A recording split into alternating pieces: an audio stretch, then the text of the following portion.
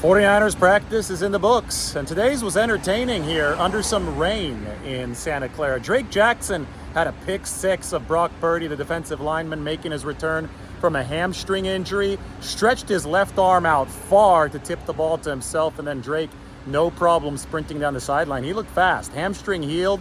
Also, remember, he's playing at about 10 to 15 pounds heavier than in the past. He added some muscle, added some strength, but obviously Drake is still moving well. Purdy finished 15 of 18 today. He had a deep connection down the seam to Tay Martin, the receiver who had a really nice day. Tay Martin caught an even deeper ball, which would have been a touchdown in game situations, from Sam Darnold. Darnold finished 6 of 8, and Trey Lance finished 4 of 7. There was a drop from Willie Snead in Trey Lance's numbers, so he could have been 5 of 7. Lance today got they're always splitting second team reps, Trey Lance and Sam Darnold are, but today Lance got the first crack at it. But that Drake Jackson play, 49ers have to be encouraged whenever he's back out there healthy, making good plays. They're obviously going to need that strong edge rushing presence opposite Nick Bosa, and Drake Jackson is the first crack at that. He has I don't want to say he's the chosen one, but he's the one that the 49ers picked in the second round and before the 2022 season, hoping that he would be able to develop into the type of edge rusher that could give Nick Bosa a true, legitimate complement. Today, Steve Wilks, 49ers defensive coordinator, offered more valuable insight into how the 49ers plan to run that nickelback position. We talked about Isaiah Oliver falling out of the consistent first team reps here over the course of the past week. And, I talked about multiple options that the 49ers had. And the one that I said was likeliest was that they would run a dual nickel situation, because obviously they're paying Oliver quite a bit of money, $2.9 million guaranteed. You brought him in for a reason, right? And that reason was that he's a bigger body at nickelback. He's there to combat some of those bigger packages that offenses are running. It's funny because offenses are running bigger packages, I think, in a lot of ways to emulate the 49ers, who have made the big slot really popular around the league. The 49ers running a lot of ground personnel, and you still need to have some coverage flexibility, even if the opponents are running 12 personnel, even if they're running stuff that means that they're putting 2 tight ends out there and trying to muscle up on you. So I thought that the dual nickel situation would be something that the 49ers might be interested in, especially after they started experimenting with Oliver off the field and kicking Diamondo Lenore, a primarily coverage guy, into the slot. And that's exactly what Steve Wilks went out and said today. He came out and rather forcefully said that the 49ers still like the skill set that they signed Isaiah Oliver for as a 200-plus pound nickelback, and that in some 12 personnel situations when the 49ers defense is trying to combat those 2 tight ends, he doesn't want to put Diamondo Lenore on the opposing tight end. He'd rather have the bigger body, the 6'1" frame of Isaiah Oliver on that tight end. But then in coverage-heavy situations, when there's a shiftier slot receiver to defend, that's when the 49ers would rather have somebody like Diamondo Lenore kick into the slot. Now, this has all been made possible by the fact that Ambry Thomas has had a nice training camp, a nice preseason, obviously a bit on the double move there against the Broncos, but still, they're impressed enough with Ambry Thomas to be able to have the flexibility that they do now have between Thomas on the outside, maybe even Samuel Womack on the outside, a little bit more on him in just a little bit, Diamondo Lenore on the inside, and obviously Isaiah Oliver on the inside. If you want a little bit more of Isaiah Oliver's history, he started as an outside cornerback for Atlanta.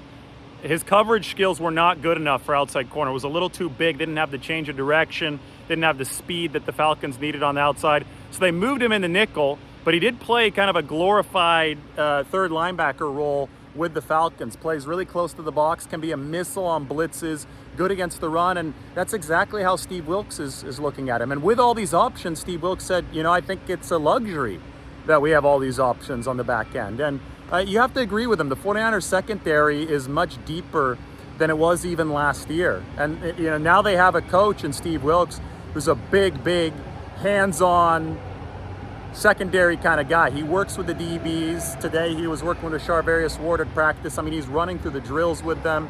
He's actually demonstrating stuff very closely. I think that this has the potential to be really good for the 49ers defensive backfield.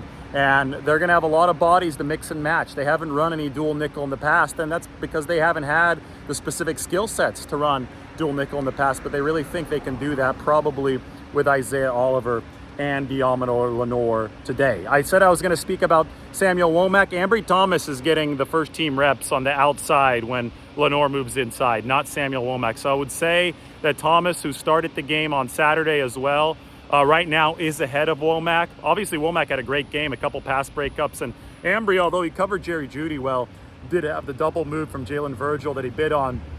But I'm just telling it how it is. I'm just telling you how the 49ers are lining these guys up.